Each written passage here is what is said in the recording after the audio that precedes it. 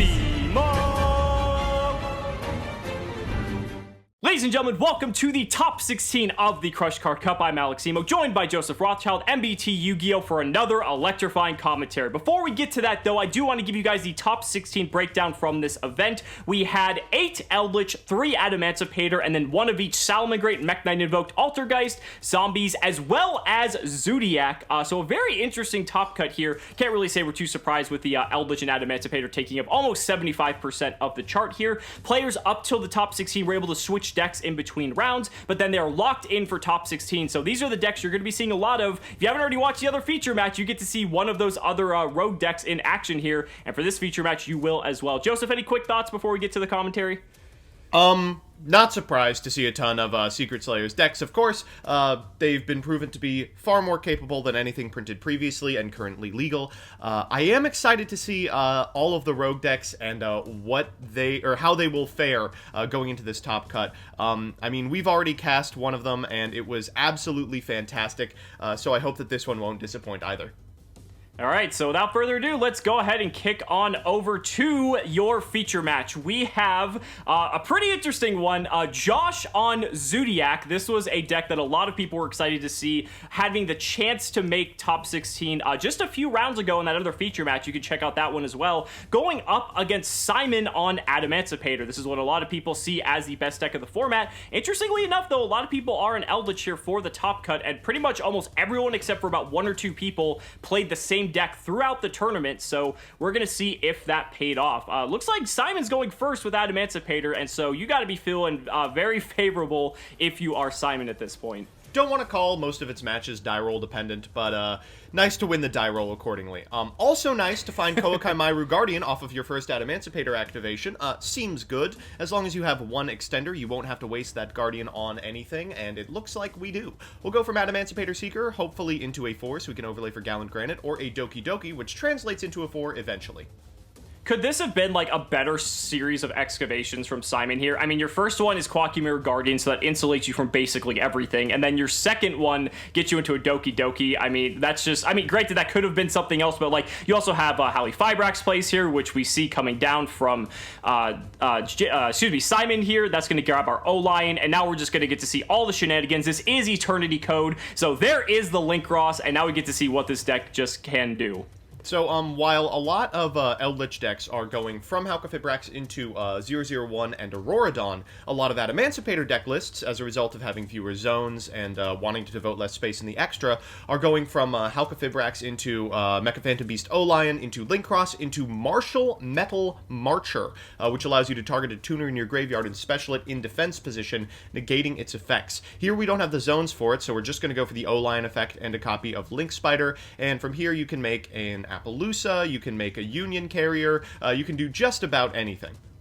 Yeah, at this point, we don't even care because we still have the Quackimir Guardian that's protecting us. We're going to use Union Carrier instead to equip Block Dragon to the deck, and as soon as we get rid of that, then we are going to be off to the races, triggering that Block Dragon. Going to go for a Masquerena here. That's going to be good for setting up towards the end phase with Block Dragon, usually in tandem. That way we can link off, not only get something like a Unicorn for disruption, but triggering the Block Dragon to our opponent's turn is where this deck can start to get very unfair. Here comes the Adamancipator Researcher now. That's going to continue to excavate. Another Quackimir Guardian. The rest was actually a whiff there, but I mean, you're still feeling pretty good from this position. We can just pivot our Quackimir Guardian into an Appaloosa at any point, but we're going to see him go into a Raptite first, because this deck just has seemingly infinite numbers of plays. Was that a Tackle Crusader? Also, I love the Statue of Easter Island in his deck here. Statue of Easter Island? That can't be real. I expect it's for an unexpected die play, but that's just about the funniest thing you could be possibly playing as the target. Maybe that's his favorite level 4 Earth Rock target. That's a vanilla. There's definitely better. I'm a big fan of Alpha myself. We've got a token on our side of the field, and that's complicating things in terms of zones, right? That Link Cross token can't be used for anything but effectively a Synchro Summon, so you're going to have to play nice with this card that's basically locking you out of a lot of your really powerful plays. Now, Tackle Crusader I haven't seen in a while. What does this card do? So this is a card we haven't seen since like Zoodiac, or not Zoodiac format, Necros format, as a way to out Jin. I believe, because you can, if it's sent to the graveyard, you can target a face-up monster your opponent controls, change it to face-down defense position. Also, if it's sent to the graveyard, you can target a face-up spell or trap your opponent controls, return it to the hand, and your opponent cannot activate cards with the same name as the card returned. Frankly, this is the first time I've seen Tackle Crusader in this deck, so I do not even know its purpose. I guess it has, like, some utility. Maybe being able to, I don't know, flip down some pesky barrier statues. I actually really like it. You know, you're able to use Tackle Crusader specifically to lock your opponent from rock monsters that would otherwise be activating their effects in the Adamancipator game, and return a copy of Cursed Outland to hand, preventing its activation for the remainder of the turn, should they choose to continue with it. The Mind Control, unfortunately, is going to proc its use extremely early by using the Masquerena to link summon, likely using it. So we're going to get rid of the Tackle Crusader as well. We're going to go into a Link 3 Appaloosa, or 3 Material Appaloosa, excuse me. That's going to have 3 negations. Mind Control effectively fizzled here. So we have 3 effect negations, pretty much 4 if you count the Quackimiru Guardian as well. So we've also got the DD Crow. Correct, because there is a wind in the graveyard because of the O-Lion, so that's something to also not forget, which can matter. There are cards in Zoodiac like Shakanine or Tiger Mortar that could be disrupted by the Raptite. We're going to start with normal summoning a copy of Ram. We're going to go straight into Drident here, but this is kind of just going to eat a negate at the very least. We're going to see, I'm assuming that this is just going to be, oh wow, we're going to use the Guardian effect here, so we're actually going to get rid of the Drident from the board as well. And now a Barrage for the follow-up. Gotta love drawing the one of here. So, obviously, Barrage complicates this entire play, but otherwise, I really do like using the Guardian in order to actually destroy the Dryden. It means they won't be able to flex further into Chakanine, into Tiger Mortar, tuck that Ramran back under it, etc. And going into Thoroughblade, discarding a Bunny Blast. Oh, they're really deep in the pool of playable Zoodiacs. Hey, we want to see Barrage, don't we? So we got to play Bunny Blast. We're going to fire off Pot of Desires here as well. Draw a couple cards. That looks like it's going to resolve. One of them being an Ash Blossom there, because we got to see a little sneak peek of that. We're going to go into Hammer Kong now. We're going to reveal a Whiptail. This is nice because it's a quick effect, and it doesn't have a once per turn, so it pretty much is just going to resolve. I mean, you could waste all your Appaloosa activations, but it wouldn't really accomplish anything here. Yeah, it's hard to make this call. You can use the Appaloosa effect to negate the ability of the Whiptail to banish also, but if you put your Appaloosa down by negating the first effect of Whiptail, it's not once per turn, and they'll just do it again. Right, so Shakanine going to come down here. Now we're going to go to battle phase. We're going to maybe attack into this Appaloosa. Looks like it. And yeah, in battle, we're going to use the effect of Whiptail, banish that Appaloosa. Main 2 here, we're going to use the effect of Shakanine, probably revive our Drident in the graveyard, but we're going to actually, oh no, excuse me, we're going to target Ram, and Raptite is going to be used in response with its quick effect, so we're going to banish Ram, and now we're just going to go into Tiger Mortar here. Guess we can detach the Shakanine to get Bunny Blast back, just to make this Tiger Mortar a little bit bigger, so that's not too bad. I think this Tiger Mortar is on 16, 12 is 28, plus 8 is 3,600. But it doesn't really do anything. It has piercing, it can banish in battle, and that's really about it. Yeah, it's a big chonker, but its utility ends there. You know, it can attack very hard, but Adamancipator cares very little about that. We're going to lead with a copy of Block Dragon, of course, returning it to their side of the field, and we haven't activated this turn yet, so we'll go ahead and fire the effect of Raptite, finding another Third Guardian. Quackimiru Guardian, yeah. You got to feel pretty good about that if you're Simon here. I can't believe he hit all 3 Guardians in 2 turns. We're going to special summon this copy of Seeker now. We're going to sync off both of the Seeker and the Raptite for a copy of Dragite. This can just potentially clear the entire board if there's nothing in Josh's back row. I could just lost the name there. In Josh's back row to be able to stop this. We're going to see, and Josh just revealing double Cosmic Cyclone. So no threats in the background. He's just going to scoop up game 1 here. That is miserable. I mean, obviously, the Dragite is an incredibly powerful card, and a lot of the reason why Adamancipator is as powerful as it has access to this non-destruction removal, but that was such a dead hand against this archetype in particular.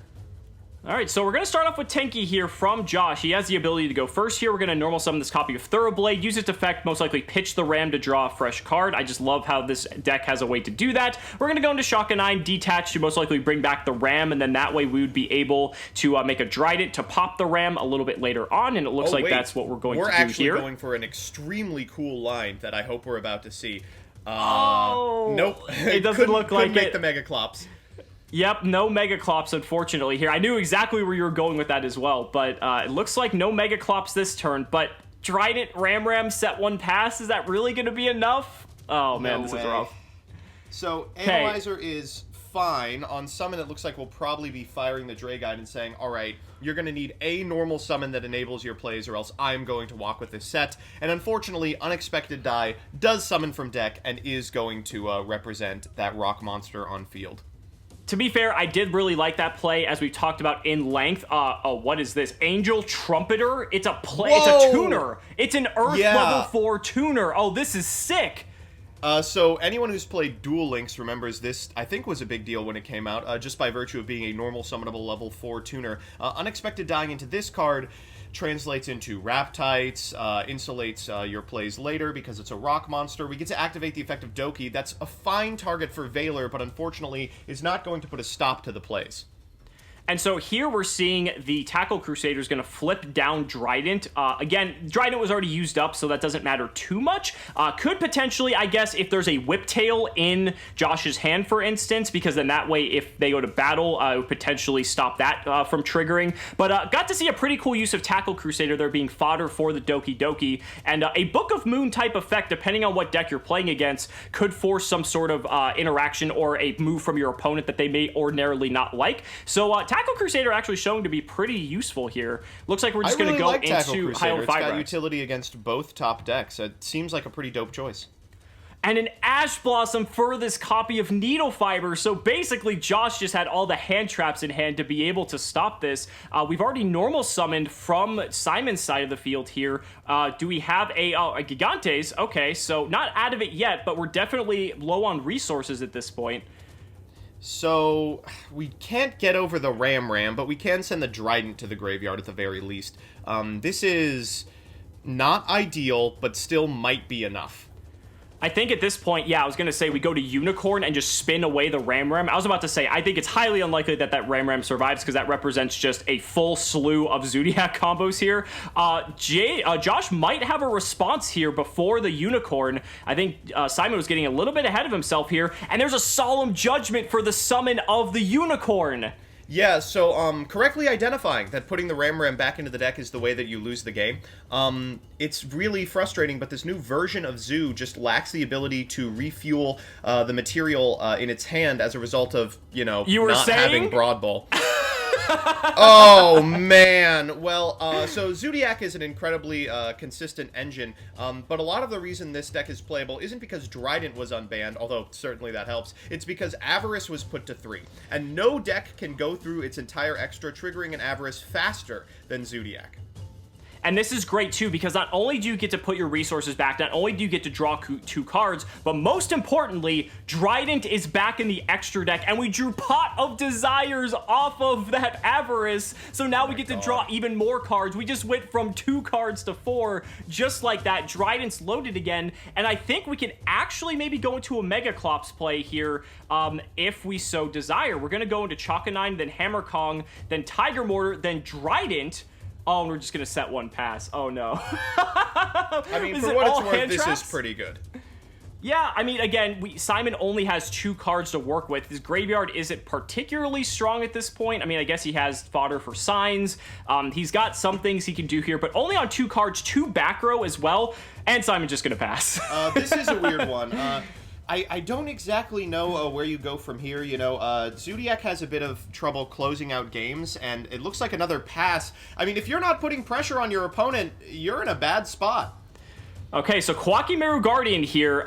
This is an interesting one. Solemn Judgment cleans that up. That's fine. Yeah, but 2,000 life points left. All you got to get through is 1 remaining monster, and it looks like you've got all the time in the world to do it as your opponent just keeps passing. Yeah, and I guess Josh's hand just must be cluttered with, I imagine, just hand traps. Yeah. Because if he's not able to do anything else here, we're going to use the effect of Trident, it looks like, to blow up Tenki. I think we had to do that to possibly get the Shakanine into... Oh, no, we're getting rid of Tiger Mortar here. Interesting. Okay, Ram.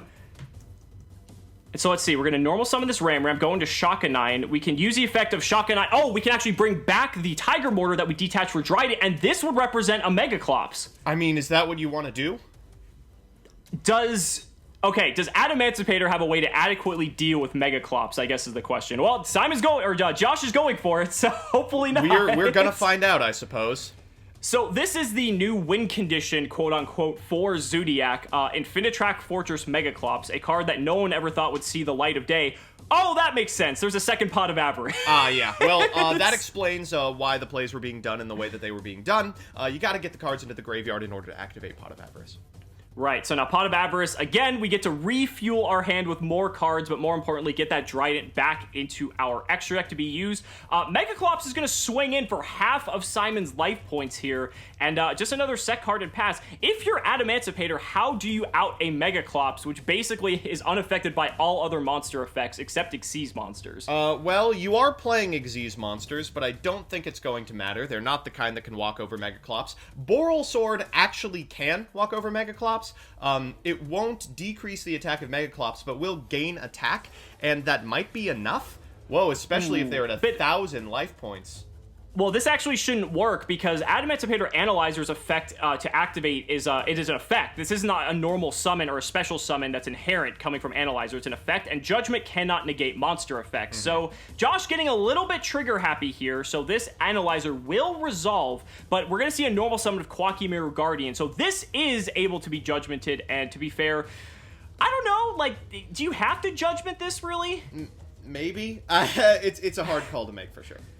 Yeah, I mean, I don't really think you're fearing much. You could just Judgment whatever they were to summon off of it, but again, it is also at risk of just being completely targeted by whatever Simon may have. We are going to see Josh go ahead and Judgment that Quacky Mirror Guardian, though, but that leaves this Adamancipator Researcher here free and clear to come off. So now we have 2 excavations potentially, but we're going to Ghost Ogre Analyzer. Talk about a throwback to 2017 here, and a whiff! Oh man, that's frustrating. Wow. Well, if the Researcher can make its way to something that extends further, we still could make Boral Sword and win the game. But he has Ash for the research. Oh my gosh. I mean, yeah, I mean, we expected this hand based on pass, but... Yeah, wow. Exactly. With Josh not being able to capitalize on any of these free turns that Simon has given him, we would imagine that his hand was just completely clogged with hand traps, and now any monster... actually, Researcher has a pretty big defense, actually. I take that back. But any way to get to Trident, we'll be able to pierce this out, and then we can just go for game this way. Looks like we're going to go for Thoroughblade, go for Trident. That can just pop, and that should be the end of the game. And Zoodiac taking game 2, game 3, ladies and gentlemen. Oh my god, Zoodiac might have a chance at top 8. I can't believe this actually might happen. Now, for what it's worth, you know, it's going to have to contend with an Adamancipator turn 1 setup, and that's a pretty bad position to be in. Yeah, I agree. It's not the best. There are equalizers that can help it. We're going to start with Unexpected Die here from Simon. We got to see some of his spicy text before. Angel Trumpeter being the card of choice here. We really want to have that tuner to the field. And here comes Tenyi Spirit Adhara. Oh, I get it, because you don't control any effect monsters. Yeah, and then we're also able to just make Needle Fiber for absolutely free. Hey, that's pretty good. So Fiber's effect will trigger. Of course, O-Line will be summoned. Deciding if you want to Ash that. Obviously, the Zoodiac deck plays about 45 different hand traps. And so now... Man, Simon hasn't even used his normal summon. That's what's so absurd about this. Looks like we're going to let Needle Fiber resolve. We're going to special summon O-Lion from the deck. So now we just have free range to go into Link Cross and do that. Again, we could have something in Josh's hand. He did want to think about it for a second. We're going to see Link Cross trigger give us 2 tokens. We can sync off one of those tokens and the O-Lion for a copy of Martial Metal Marcher. This time we will have the zones to resummon the O-Lion, and we're going to have what looks to be a full combo here. And Josh is running out of time if he wants to fire off any of these hand traps. So if that becomes a Link Spider, which it just did, this will make Appaloosa. So if you want to fire off a hand trap, now is the time. Actually looking real quick about what they want to make, I think. Oh, okay. So, yeah, it looks like deciding here. We're going to get rid of the Martial Metal Marcher and a token for the Herald of the Arclight, and that effectively locks out everything since Herald of the Arclight is an Omni Negate. Also a floating Macrocosmos, you know, because that's really fair. Oh, yeah. We're going to link off into Union Carrier here as well. Carrier can target the Adhara. That's going to be met with Valor, but it's not going to matter because A, Herald could negate it, but B, Macrocosmos is active, and Effect Valor specifically states for its cost, you have to send this card from the hand to the graveyard. That is correct. I'm going to see if they catch it. And it looks like they did catch it, and so unfortunately, Josh is not going to be able to use this Valor a little bit late there. And again, even then, I guess he could have... If Macro wasn't active on the field, maybe Josh has another card in his hand that he was trying to force the Herald of the Arclight, but now it doesn't even matter. We're going to equip the Block Dragon to this copy of Idhara, and now we're just going to link both of those off for a Masquerada that's going to trigger our Block Dragon, get us a Seeker, a Researcher, and we already used Analyzer, I believe. Oh, no, that was last game, excuse me. We're going to get a Gigante. We haven't used any Adamancipator effects. I mean, this board has been made without the cards that make the deck good. It's only getting worse from here. Yeah, and this is really just showing how powerful the deck is. A pointer of the Red Lotus coming in as well. It looks like Taco Crusader is going to be the card of choice here since everything else cannot be summoned. Getting to see a lot of Taco Crusader this game, though. That's pretty neat. Yeah, this now we can just... Yep, we can just link those off now, or excuse me, synchro those off for a Raptite. We can fire off the Raptite. There's a Guardian. There's an Analyzer if we want as well. Looks like we're going to go for the Analyzer just so we can continue extending. We will have to free up some space here. We cannot get rid of that Union Carrier, unfortunately, but we can just go into something like Abyss Dweller, I guess. Yep, looks like it. Can special summon the Seeker. Seeker can fire off its effect. Oh, we're not even going to use the Seeker effect. Oh, no, we're going into Savage. This is nigh unbeatable. So Savage going to equip the Needle Fiber, and we have 2 Boral counters. So we have a Macrocosmos, a Negation, two effect negations, but one of them can only be used on our turn. IP Masquerada can get rid of Union Carrier for a Unicorn to spin something back, and Dweller is probably going to be fired off preemptively here. Oh, looks like not, actually. Pot of Desires, okay. It's got to be Dark Ruler No More or Bust. That's the only thing that will do it. I agree. This is one of the boards, actually, that Dark Ruler could potentially beat. And the Zoodiac player saying, good game. Yeah, I think there's no way you can out this, and a concession means that, unfortunately, Zoodiac will not be making it to the top 8. Yeah, let's take a look at the hand. There was a Ram, a Bunny Blast, a Valor, and a Whipped. Man, that just wasn't going to do it. Too many Zoos in hand, and that one Valor used way too late. Even then, even if Josh was able to use that Valor pre-Herald, I don't think it would have mattered. No. But... unfortunately, Zoodiac is going to lose off here, top 16. Simon going to advance with Adamancipator. Guys, thank you so much for watching the video, and we will see you in the next match.